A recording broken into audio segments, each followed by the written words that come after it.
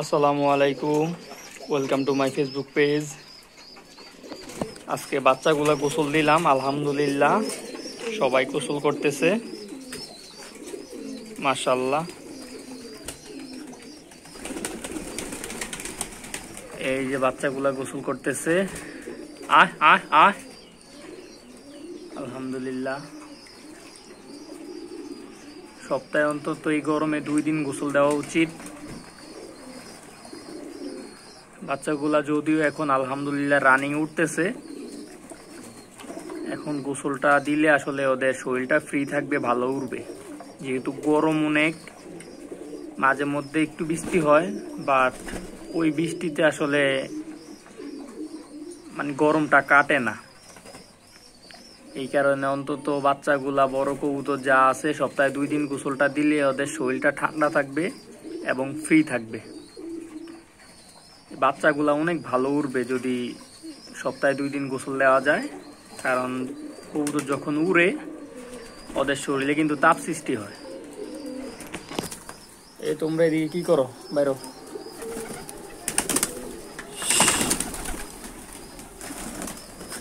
আর বাচ্চা কবুতর আসলে এরা উইরা নাইমা খাওয়ার জন্য পাগল হয়ে যায়, এই কারণে অল্প একটু শীত খাবার দেওয়া যাইতে পারে, আর না হয়তো ছাদে পইরা থাকা খাবার যদি খায় বদহজম হওয়ার সম্ভাবনা থাকবে। আর বাচ্চা কবুতর উইরা নামার পর বন্দি কইরা দেওয়াই ভালো।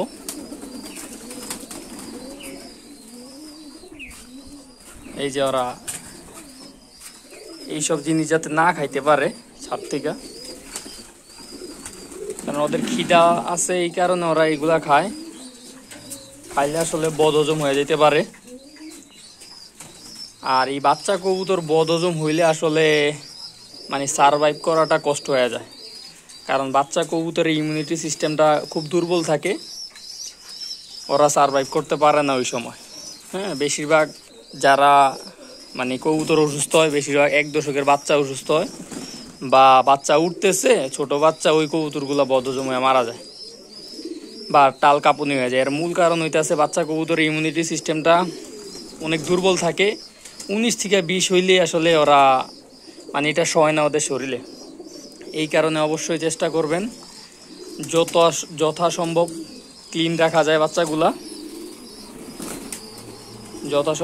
যথাসম্ভব ক্লিন রাখা যায় বাচ্চাগুলা। আর একটু ভালো খাবার প্রোভাইড করবেন, অন্তত সপ্তাহে 2-3 দিন হজমের জন্য ভালো কোনো মেডিসিন দিবেন, যাতে খাবারটা হজম হয়। গরমে খাবার হজম হইতে সমস্যা হয়। আর খাবার একবেলা দিবেন। বাচ্চা কবুতর উড়াইলে তো অবশ্যই সব কবুতরকে আমরা যারা যেই কবুতর উড়াই বা লক কবুতরকে একবেলাই খাবার দেই, একবেলাই খাবার দেওয়া উচিত। আয় আয় আয়। তার কারণ হচ্ছে ওরা তো উড়ে আর সারাদিন কাজ নাই। আর যেই কবুতর লক থাকে ওই কবুতরও সারাদিন কাজ নাই, একবেলা খাবার দিলেই এনাফ। অনেকে 2 বেলা দেয়, এতে করে কবুতরের খাবার হজম হয় না, ওই কারণে বদহজম হয়ে যায়। তো অবশ্যই খাবার একবেলা দেওয়া উচিত। যাও গোসল করো।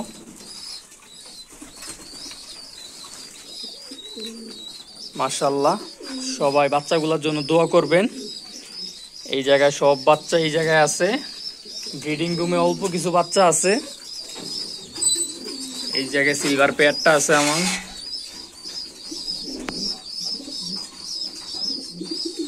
আর এই জায়গায় 1 জোড়া বাচ্চা আছে।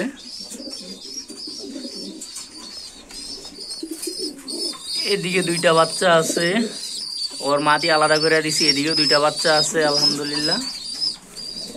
এদিকে নতুন পেয়ারিং করা হয়েছে, এই যে ওদের জন্য পোস্টারও রেডি। এই নটটা কিছুদিন আগে অতিথি হিসাবে আসছিল বাসায়।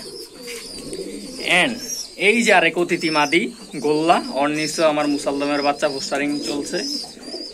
এই জায়গায় আরেক জোড়া বাচ্চা আছে, যদিও ব্রিডিং সেশন শেষ, লাস্ট মুহূর্তে অল্প কিছু বাচ্চা আছে আর কি ব্রিডিং রুমে।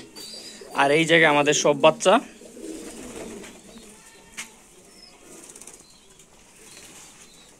হয়তো এই জায়গায় আরো কিছু বাচ্চা অ্যাড হবে ইনশাল্লাহ। তো বাচ্চাগুলোর জন্য সবাই দোয়া করবেন। আলহামদুলিল্লাহ বাচ্চাগুলা ভালো উঠতেছে এখন। আর বাচ্চা কবুতর এখন যদি ভালো করে উড়ানো যায় সিজনে আরামে থাকা যাবে। তো যাই হোক, সবাই বাচ্চাগুলোর জন্য দোয়া করবেন। আর অবশ্যই আপনাদের বাচ্চাগুলোরও খেয়াল রাখবেন, সপ্তাহে 2 দিন গোসল দিবেন গরমে। আর ভালো কোনো হজমের ওষুধ দিবেন। কি কারণে হজমের কথাটা বলি, কবুতরের হজমটা ঠিক থাকলে আসলে কবুতরের বদহজমটা আর হয় না। এই কারণে সপ্তাহে 2-3 দিন কার্মিনা বা অটোজাইম অথবা আমলকি রসায়ন এগুলা দিলে হয় কি কবুতরের হজম শক্তিটা ভালো থাকে, খাবারের হজমটা ভালো হয়। আর খাবারের হজমটা ভালো হইলেই আসলে কবুতরের আর বদহজমটা হয় না। আর বাচ্চা কবুতরেরই বদহজমটা বেশি হয়। হ্যাঁ, এটা যদি 50 জন কবুতর পালক বলেন তার মধ্যে 40 জনই বলবে যে বাচ্চা কবুতর বেশিরভাগ অসুস্থ হয়, তাও বদহজম বমি। যাক, সবাই কবুতরের যত্ন নেবেন। ভালো থাকবেন, সুস্থ থাকবেন। আল্লাহ হাফেজ, আসসালামু আলাইকুম।